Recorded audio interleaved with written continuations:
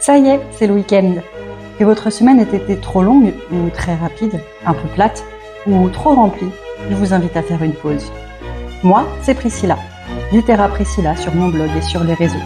Et je vous propose chaque vendredi soir un titre qui vous fera voyager. Littérature classique, fantasy, roman historique ou histoire familiale, j'essaierai en quelques minutes de vous donner envie de découvrir un livre.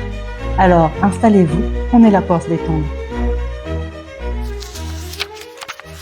Bonjour à tous, aujourd'hui nous nous retrouvons pour le 3e numéro de mon émission Qu'est-ce qu'on lit ce week-end ? Et j'ai l'immense plaisir, ce vendredi 5 juillet, de vous parler pour la première fois ici d'un classique de la littérature française, La femme de 30 ans d'Honoré de Balzac. Je vous lis d'abord la 4e de couverture. La femme de 30 ans, qui est-elle ? Mariée, elle est au sommet de sa vie, car c'est là qu'elle prend sa liberté, c'est-à-dire un amant, ce dont Balzac la félicite, mais que la société punit cruellement. Voici donc l'un des romans les plus engagés de Balzac, dans lequel il dénonce la condition des femmes, mariées à des hommes dont elles découvrent trop tard les défauts, et vieilles déjà à la moitié de leur vie. L'auteur constate l'échec du mariage d'amour et, avec ses enfants nés sans amour, l'échec de la maternité. Cette histoire sombre, où la sexualité joue un rôle étonnamment moderne, est traitée avec une grande liberté de ton, entre roman historique, roman feuilleton et essai. Balzac montre qu'à tout âge, la femme a le droit d'aimer et d'être aimée, même en dehors du mariage, et d'être reconnue par la société, pas seulement comme épouse et mère, mais comme femme. On retient de Balzac ces grandes descriptions réalistes foisonnant de détails sur les ciselures d'une armoire ou sur les taches de vin au sol d'une pension. Je m'étais moi-même arrêtée sur cette image sévère à cause d'une lointaine lecture d'Eugénie Grandet en première année d'université et des Chouans en 2e. Mais par un hasard que je n'explique pas, j'ai écouté Le Lys dans la vallée et j'ai bien apprécié. J'ai donc choisi de découvrir La femme de 30 ans le mois dernier et là, ce fut un coup de cœur. J'en ressors avec la certitude qu'on ne peut pas classer Balzac dans un seul mouvement littéraire, comme tous les grands auteurs en fait. Bien sûr, son texte est réaliste, mais j'y sens, comme pour Le Lys dans la vallée, une très grande influence par exemple de Rousseau aussi, et Rousseau, on le dit, précurseur des romantiques. En effet, comment ne pas lire dans cette Julie d'Aiglemont à la triste destinée, la Julie d'Étanges, celle de la nouvelle Héloïse de Rousseau, qui aurait eu un père plus complaisant et la possibilité d'épouser son sein preux. Et pourtant, ce qui aurait pu être considéré comme une destinée heureuse pour la première, quoi qu'on ne sache pas ce qu'il serait advenu des amants de Rousseau dans d'autres circonstances, est immédiatement entaché ici par la perspective d'un échec annoncé. Il est prévu par son père, qui le lui dit, page 59. « Eh bien, mon enfant, écoute-moi. Les jeunes filles se créent souvent de nobles, de ravissantes images, des figures tout idéales, et se forgent des idées chimériques sur les hommes, sur les sentiments, sur le monde. Puis elles attribuent innocemment à un caractère les perfections qu'elles ont rêvées, et s'y confient. Elles aiment, dans l'homme de leur choix, cette créature imaginaire. Mais plus tard, quand il n'est plus temps de s'affranchir du malheur, la trompeuse apparence qu'elles ont embellie, leur première idole enfin, se change en un squelette odieux. » Julie épouse d'Aiglemont. Et elle se rend compte que son père avait raison. Je ne vous raconterai pas tous les détails, car il y a vraiment un plaisir du romanesque dans ce texte et je veux que vous le conserviez intact. Mais Balzac fait preuve d'un indéniable talent ici. En quelques 300 pages seulement, Julie a toutes les destinées. Elle est la jeune première, la jeune épouse, la jeune mère, l'épouse bafouée, l'épouse vertueuse, l'épouse sacrifiée, l'épouse adultère ou presque, l'épouse en deuil, je ne dirais pas de qui. Elle a tous les rôles. Elle est victime, coupable, repentie, humiliée.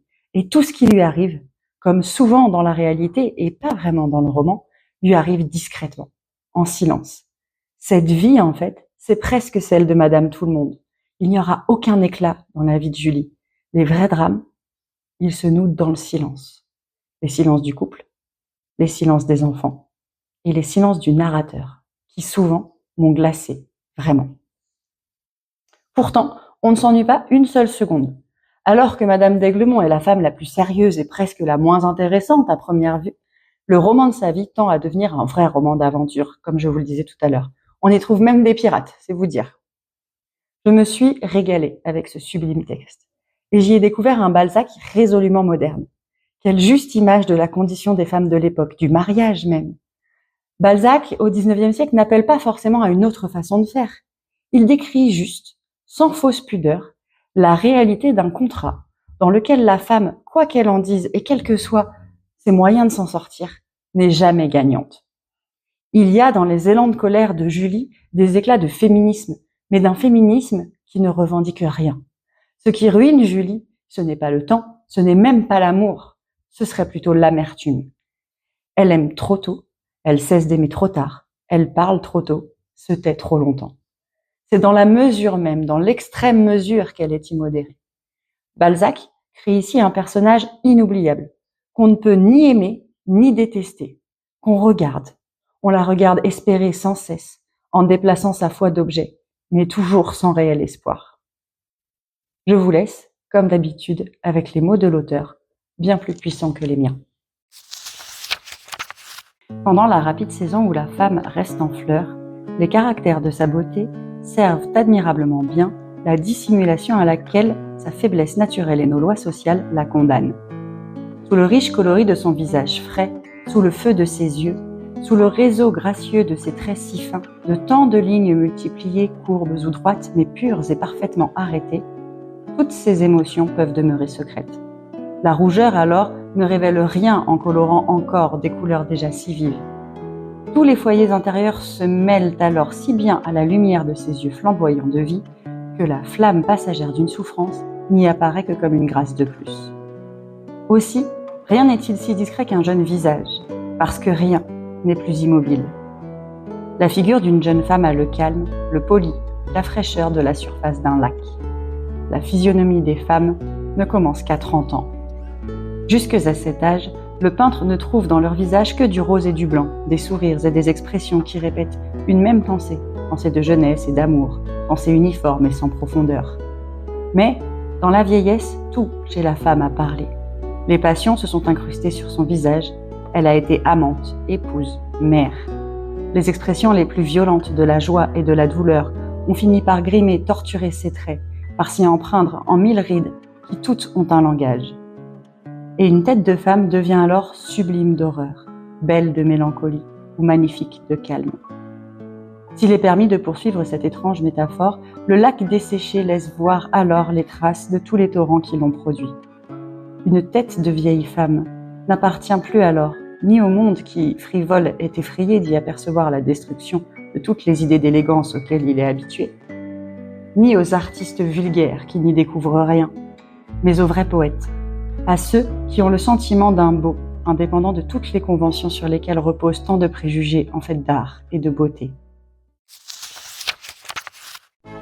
Et voilà, c'est tout pour cette semaine. J'espère vous avoir donné envie de découvrir Balzac. Alors à défaut de se lancer tout de suite dans toute la comédie humaine, peut-être la femme de 30 ans vous a-t-elle séduit. Je le souhaite. N'hésitez pas à me le dire si c'est le cas. Et je vous souhaite un excellent week-end en espérant que le soleil sera